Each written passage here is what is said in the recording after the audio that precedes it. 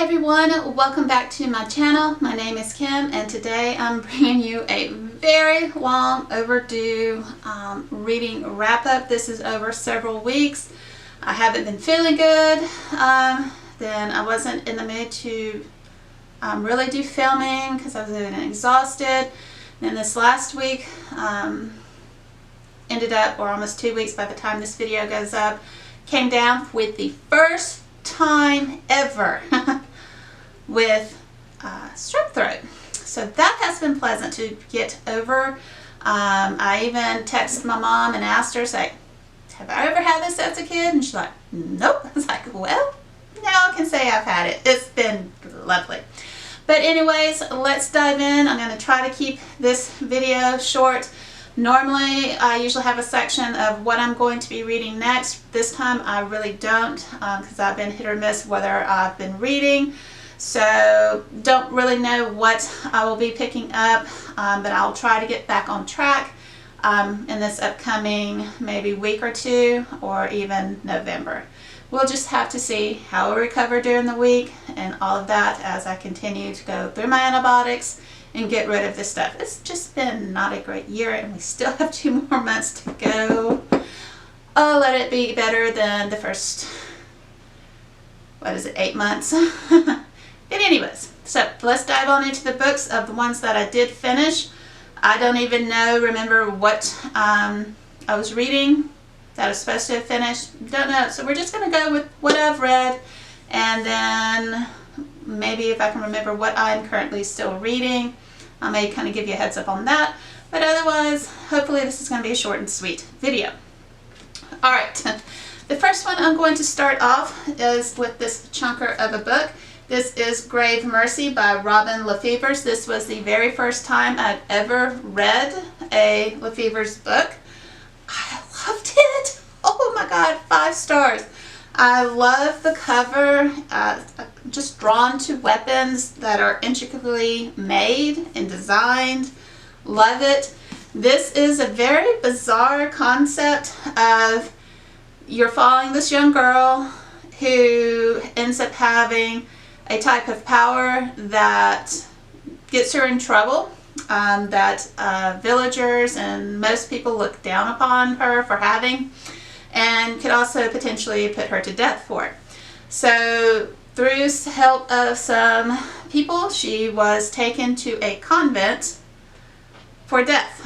Like, that's who they worship, is death, the god of death, and they become death's assassins. So it's a very weird concept of mixing a religion and then this idea of assassins together in a book. But I loved it. Oh my gosh. So it's kind of a coming of age and coming into her powers and understanding how she wants to use it versus how she had been taught to always obey, don't question, just do as we tell you. That they interpret what death wants through a prophetess who has visions of, in contact with death, of who to assassinate. So it's kind of an ongoing battle with that, and then she's being put into a court and to find out and infiltrate and find out about and then potentially kill the person that she's told to kill. So it was very involved. I love the ending. I can't wait. I think this is a trilogy. Can't wait to get into the next book because I loved how it ended. I can't wait to see where they go from there.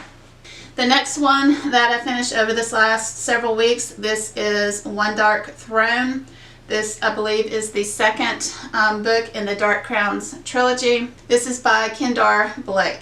Again, this is following the 3 sisters, 3 triplets. Wow. What happened to the Queen of Poisons? I can't remember her name off the top of my head, but I think it's Kate or Caitlin. Catherine, I think. I think so. I think it's Catherine. Anywho, Queen of Poisons. At the end of the first book, something tragic had happened to her, and then she ended up surviving, and that tragic event has warped her even more than the players in this world are shaping these queens into being.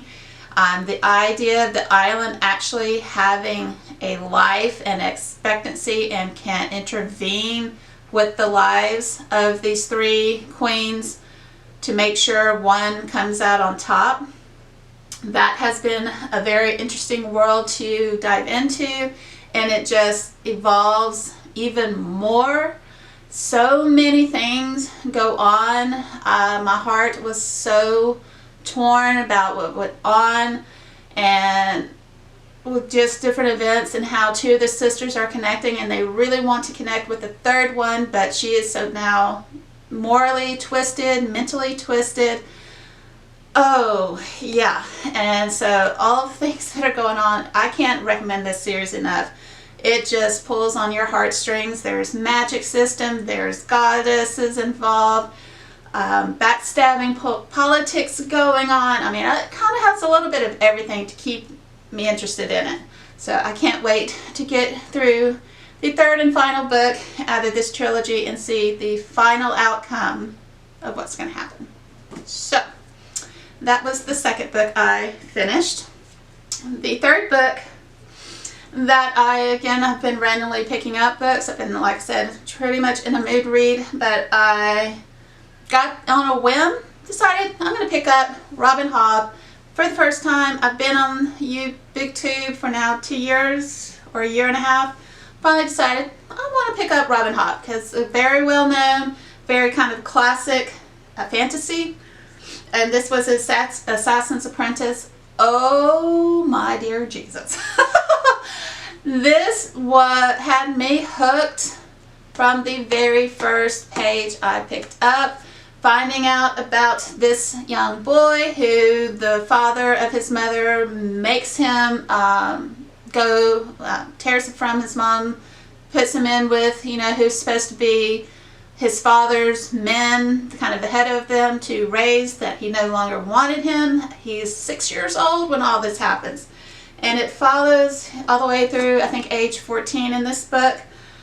And I see why some people see it as a slow burn, because you literally live his life. You live Fitz's life. And when I figured out, and once the author revealed what Fitz really stands for, it's like, really?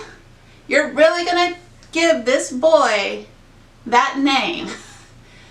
Wow. And then I was talking about it on, I think it's called, on Discord server. Hobbing Along is the group that I'm chatting with about it. They've already read the book, but I still put the spoiler tabs on it. And she's like, yeah, in one of her history classes, they went over that term. And it's like, oh, I don't recall ever reading that in my history classes, but still. It was astounding, but yeah, I can see why some people call it a slow burn, but so much happens as you follow him growing up through all of this. So many bad things happened to this poor guy. Oh, it was heartbreaking. Interesting, but heartbreaking. But yeah, watching him grow up, trying to become an assassin, but keeping secrets, trying to do well. Again, there's another magic system called the skill, and another lesser thought of skill, which is called wit, and Fitz has that, which causes a lot of strife between him and his basically mentor slash father figure that he kind of looks up to. So a lot of things went on there, thinking about what kind of happened to something that Fitz really loved, but I'm not going to tell you what that is. You have to read it. If you have read it, you know what I'm talking about. Oh, that crushed me. And again, he was about 6 or 7 years old when that event took place. My heart went out to him. Oh my gosh. Oh, so good. Definitely 5-star rating. If you, again, are into fantasy, getting into fantasy, highly recommend that. I'm starting book 2. I've picked it up, put it down, I've picked it up, put it down, read a chapter, read the prologue. Who knows when I'll pick it back up again? I don't know. Like I said, definitely a mood read. Don't know when, if, what order I will be reading some of these things in. Hopefully in the next couple of weeks I will get myself settled back down into some type of reading pattern. Maybe. Who knows? Alright. Then I decided I wanted, because I was kind of in a slumpish, because I wasn't feeling good, felt sick, felt off, didn't feel right, all those things. So what I normally get myself back into reading, romance. I always fall back onto my first love that got me into really reading. Again, I'm more into contemporary now versus my historical, which you can't see, but they're on these shelves down here. But just romance, just lighthearted, loving, good feelings, all of those things can usually get me out of a reading slump. So I picked up one of my Reveal book box. Don't remember which one. I think it might have been not what are we in October, so I think this might have been from August. This box, because I always get it at the tail end of the month, and then I usually unbox it the next month, so usually a month behind in theory. But anywho, again, if you didn't catch that video, because I don't know, remember it, I love it because they're signed by the author. But anyways, this is The Patriot. This is by Jennifer Milliken, I believe is how you say her name. So again, you're following, this is Wes Hayden. He is a patriot, he is a war vet, he has a PTSD, but it is not the violent kind, but he still has awful dreams, nightmares, things of that, causes a lot of stress. He pushes a lot of people away with it, dealing with it, and then his family owns this really large ranch, I think out in Texas, I think, somewhere out in that direction. And there is a stipulation, he has to be married in order to inherit the ranch. It was from way back when put into having that clause in order to inherit. Then comes along Dakota. They're building, they have, she's bidding on some land that the Haydens have. They're trying to sell off parts that they don't really use to help lower taxes and things of that nature, of course inflation. So they're going on, and they ended up in this kind of fake dating relationship, engagement and all of that.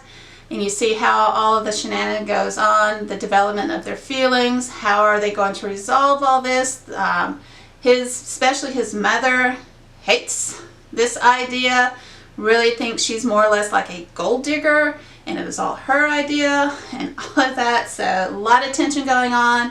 There is her as a team, there's a lot of tension between Dakota and her family. There is some tragedy that happened that she feels guilty about. She feels that she's the cause of what happened back in her past, even though her family says it's not her fault. She couldn't have really caused it. All of that going on. So great book. I think I gave it either 4 or 5 stars, but I really did enjoy it. Book 1 out of the excuse me, out of the Hayden family series. Definitely, once I get through some books, I think I want to continue that. But I say that about a lot of books, but I got so many that I want to read, and there's only 2 eyes and 1 mind to go through that. Ah, yes. But yeah, that was really, really good. And then the last one, so, no, not last one. The last book is actually a Kindle book, so we got 1 more to go. Alright, so the next romance that I did finish, again, this is out, I think, the same box as The Patriot. This is the Changing the Rules by Catherine Beatty. Again, it is book 1 out of the Riker series. This follows Claire and Cooper, I think. Yeah, Cooper. Claire and Cooper, he is slightly older than her by several years. In their past, she was 18, and he was in his mid-20s maybe, so he didn't want to get involved with her, then left the U.S., went to the Europe office. This is a security romance style romance. And so there's a lot of tensions. He comes back, and they get involved with a sex trafficking undercover case where they put both of them into the field. He is posing as a substitute teacher and coach. track coach, I believe it was, and she goes in to portray a student, high school senior student, I believe, trying to flesh out all of the players, because the cops had busted some of them, but then it kind of went underground even further, but they didn't think it had just disappeared, so they called them in. There were 2 different schools involved. So good. All of the shenanigans, seeing how they were playing the 2. This is, I think, more of a multi-country almost culture, because she is Russian, actually, I believe, raised in Russia. So I think she actually is from there, and a lot of them are from there. Some of the Kira players are from Russia, but they are now U.S. citizens and working there, trying to figure out all of those dynamics. Still haven't figured it all out, but yeah, it was so good. Actually very believable. She did a good job of portraying the rebel teenage angst girl. Loved a lot of her interactions with the other students, with the teachers, you name it. It probably happened. I really did. Again, another book, another series. I need to make a whole long list and make a video of all the series I want to continue. I think I probably would faint if I did that, because there are so many I've started, I'm in the middle of, and I need to finish. And there's so many more. Alright, and then the very last book that I started, which technically is the start of a series, but I'm tiptoeing into my next genre, which is manga. Yeah, so I will put a picture up on the screen. I don't know if this is going to be on the right side or left. How I'm doing my arms, don't know, because it's usually reversed. But anywho, so I am stepping in, and I think this video will go up after my manga video where I introduced the ones that I am trying out. But this one I did finish. I think this is going to be the right order of these videos. Anyway, I think so. So this was Card Captors Sakura Volume 1. This was, I believe, the collector's edition. I was able to download it on Kindle. This is a series. I'd watched the anime version. I discovered this, again, I don't know if it had been out longer before I stumbled across it. But anyways, Card Captors, I really fell in love. I think there was only 2, maybe 3 seasons of Card Captors before they stopped the translations and publications here in the US. I think they went on further in Japan, but they were not translated, or they may now be dubbed. But it's hard for me to watch and read at the same time. That is just me. That is a me problem. But I was definitely interested in reading the series and seeing what I missed out on. So I did enjoy it. I don't know where it would be considered to be kind of classified as, because I know there are some blurrings of it. It is younger. I think she's supposed to be at the start in the 4th year is what they call it. So either that's late elementary here or 6th, 7th grade in middle school. I'm not sure how that really translates over. If you guys know that, leave me some comments down below on that. But yeah, so I did enjoy it. I picked up on a lot more of the mature content that I don't know if it was included in the anime part of the series. Because there was a relationship between 2 of the characters. I was like, huh, I don't remember that being in the anime version. Not that it was bad, it wasn't overdone, it was towards the end. Between 2 of the characters, one is very obvious who Sakura has a crush on, but then there was a side character that actually kind of is crushing on her, but I don't think she sees that yet. So it'll be interesting to see how that develops as I read through the other volumes, as I can get my hands on them. So that's going to be, I think, the challenge, because that is an older one, but if I can, I'll get them. Probably right now keep them on my Kindle, since that's where I have the first one, I think, unless I come with a really good deal, can get all of them together in the edition that I already have, but we'll see. So yeah, but anyways, after that one, again, that one, like I said, she's 4th grade. It's magic, so it's kind of more the fantasy. So I can't remember if that's not shoujo, because this really doesn't have a lot of the romance element, so maybe more shonen maybe. It has more of the fantasy elements to it, because that's kind of more its thing, but it's younger. And I think shoujo is older. I could be wrong. Like I said, I'm still in the very early stages. Just let me know down below where you think Card Captors would be. Again, she's 4th year. It's school, it's magic, all of that. And really, again, it's like crushing, but right now, at least in this volume, it's really nothing more than crushing on an older boy. Alright, anywho, so those are all the things that would be. Let me do a count up. So 6 books total, 5 were physical copies, and then that one manga was Kindle, and yeah, 6 books in several weeks. Again, being that sick a lot, headaches, all of that, tired, working full-time 5 days, or in theory 5 days, if I'm not out sick. It's an awful year. But anywho, great reading year, just an awful school year, and just an awful year in general. Just that this has not been my best year. But anyways, that's enough of all of that life stuff. I'm trying to think positive. I'm going to get well. I will be well. Positive thoughts. I'm going to have a great week. Yeah, cannot wait to see what else I can get read over the next few weeks. I'm hoping to get back to my weekly wrap-ups. No more than 2. Right now I'm on almost a month, I think, late on doing this. Yeah.